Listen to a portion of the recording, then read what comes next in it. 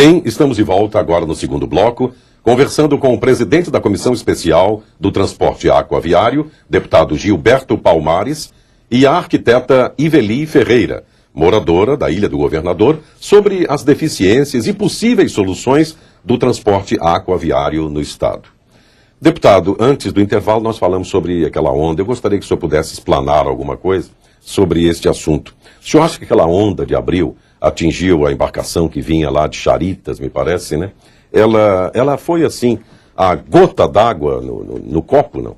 É só antes, sem fugir dessa pergunta, retornar ao que Vani... É uma grande reclamação dos usuários de Paquetá e da Ilha do Governador. Quer dizer, uma das grandes reclamações é exatamente esse. O jeito para vir de Paquetá para o Rio leva 1h10.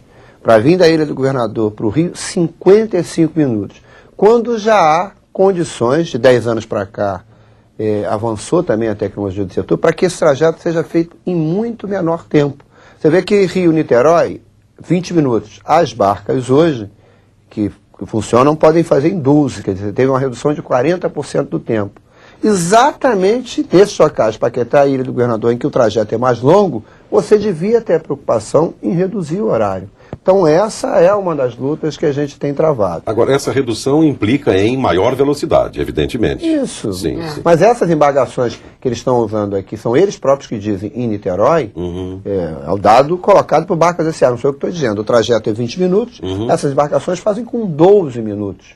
Porque um tipo de embarcação desse não pode ser a embarcação utilizada para o Cocotá ou para Paquetá. Era até muito mais natural que Niterói, porque são os que ficam mais distantes do centro da cidade. E eu tenho impressão, eu tenho questionado, que à luz do contrato de concessão, que fala lá no número de nós, que é a velocidade lá das embarcações mínimo utilizado, pelo menos do ponto de vista de Paquetá, a minha leitura, a gente está checando, é de que essa duração de 1h10 é superior ao que inclusive estava estabelecido contratualmente. Falta a gente checar também o caso da Ilha do Governador.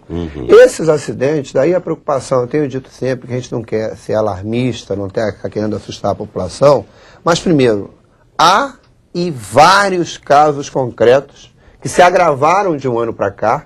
No finalzinho de março de 2007 até a primeira quinzena de abril, você teve 7 acidentes aqui na Baía de Guanabara, com embarcações de Barcas S.A. e também de Transtour, 2 deles com vítimas. E depois disso não parou de ter acidente, volta e meia. O dia foi esse que você falou, foi por conta do nevoeiro e tal. Mas e quando não tem nevoeiro? Não, inclusive e mesmo a embarcação que vinha atrás não teve problema. Claro, e mesmo a situação de nevoeiro em algumas épocas do ano é previsto, você tem recursos para, até porque não são viagens super longas, não é mar aberto, é dentro de uma baía.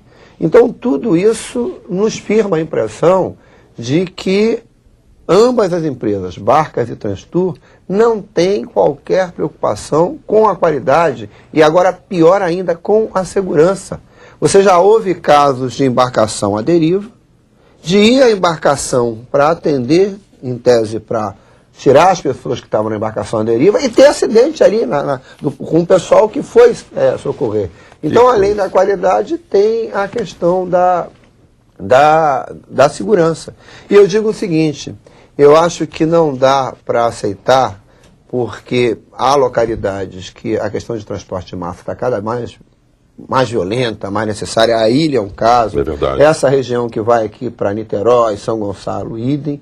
Então você não pode ficar com essa obsessão pelo modal rodoviário. Você tem a geografia do Rio de Janeiro, de toda essa região, dos municípios que estão no entorno da Baía de Guanabara, permite, nós estamos muito aquém do potencial, né, que é possível explorar do transporte aquaviário. Agora, com esse tipo de comportamento negligente, e eu vou falar mais, eu tenho uma suspeição muito forte de que há interesses por trás disso que impedem a qualidade de serviço. Porque só no Brasil é que você aceita uma empresa ser concessionária de serviço público de modal de transporte aquaviário e ter entre os seus proprietários pessoas que são donas de grandes empresas rodoviárias. A 1001 é uma das donas da Barcas S.A., Por que ela vai fazer a linha para São Gonçalo? Se ao fazer a linha para São Gonçalo, ela vai retirar passageiro de linha, que às vezes ela mesma explora, de São Gonçalo a Niterói e de São Gonçalo ao Rio de Janeiro. Perfeito. E por último o seguinte, a gente pode até desenvolver melhor, eles têm um argumento de que estão tendo prejuízo e tal. Eu sugeri inclusive ao governo do Estado, contratar uma instituição universitária, a COP, para fazer um estudo isento, acompanhado por alguma representação de usuários, para ver se de fato tem prejuízo, porque eu não acredito que uma empresa que esteja explorando há 10 anos, por filantropia, vai continuar explorando. Eu quero, inclusive, que eles coloquem nessa discussão o que eles ganham com o transporte e o que eles ganham com os serviços que eles adicionaram, com as lojas que estão entupindo aqui a Praça 15, inclusive reduzindo o espaço de permanência dos passageiros, com o estacionamento que é explorado, por exemplo, lá no Cocotá. A exposição de comerciais dentro das barcas, dentro da embarcação. Exatamente. Então há um conjunto de outros serviços aí agregados que seguramente contribuem para a lucratividade. Agora, Iveli, quais são as reivindicações principais assim dos usuários? Você tem uma medida razoável? Sim, as reivindicações são a melhoria do transporte, né, aquaviário na Bahia, mas especificamente para a ilha seria uma grade de horários ampliada, porque a grade de horário hoje ela não comporta, né, toda a demanda. Então as pessoas deixam de usar o transporte, né, as barcas, para usar o transporte rodoviário. E eu também tenho uma visão, assim, uma visão de futuro. Eu acredito que o transporte pela Baía de Guanabara é o transporte do futuro, principalmente para as populações que moram no entorno, que é muito mais tranquilo, muito mais agradável. E tão bonito, né? Não, e você assim, transporta lindo. Um número de pessoas muito maior, né? Numa barca, sem estresse, né? Apesar de tudo, com mais segurança quando comparado com os outros transportes, né? Então a nossa ideia, assim, desse grupo que foi formado informalmente, é que nós gostaríamos sinceramente que esse transporte melhorasse para a gente poder usá-lo com mais assiduidade, porque hoje as pessoas realmente estão abandonando, né? Alguns poucos. Assim, eu me incluo nesses poucos, a gente tem a teimosia de querer usar a barca, né? Porque a 55 minutos leva um livro, ler. E aí, eu sei que o pessoal está aflito para esse bloco, mas para levantar uma leve, é o seguinte, a gente tem um grupo que se reúne informalmente. Eu estou querendo levantar uma discussão que é também da mobilização permanente da sociedade civil.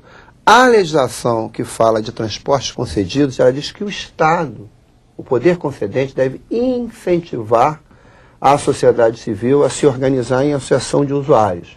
Pode ser que isso não caiba para outros modais de transporte, mas é uma pergunta que eu queria depois que a Ivani se colocasse a respeito, se, dado a importância disso para muita gente, se não valeria a pena um esforço para reunir alguns moradores de Paquetá, da ilha de Niterói, e montar uma associação de usuários do transporte aquaviário que possa, de forma permanente, estar em nome dos usuários, está acompanhando o processo do ponto de vista da qualidade, do valor das tarifas, de uma série de questões. Porque eu acho que se a sociedade não se organiza, fica muito mais difícil.